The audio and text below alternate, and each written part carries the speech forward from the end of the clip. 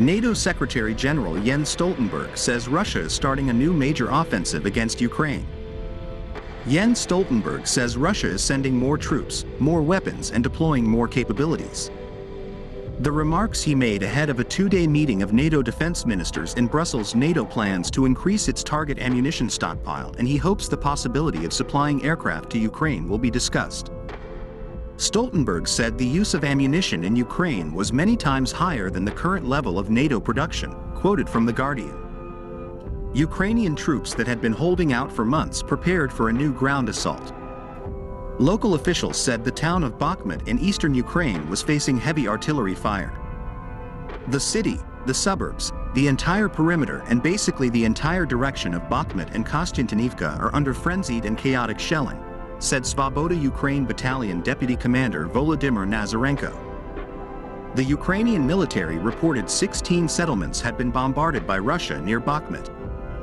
On the other hand, Ukrainian President Volodymyr Zelensky thanked Ukrainian troops for preventing Russia from encircling Bakhmut. The siege of Bakhmut was important for Russia as a new foothold for taking Donetsk.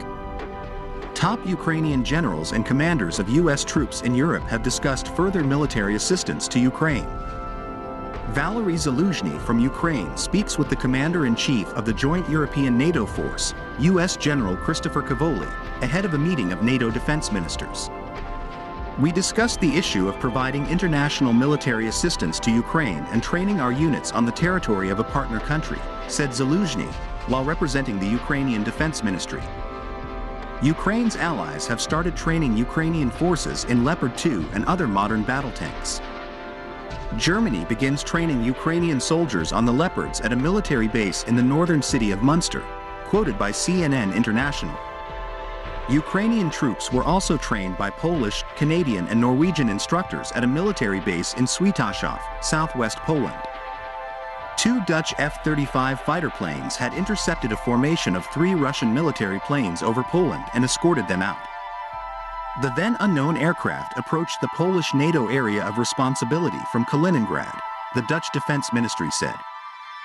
After being identified, it turned out that there were 3 aircraft, a Russian Il-20M Kut-A escorted by 2 Su-27 flankers.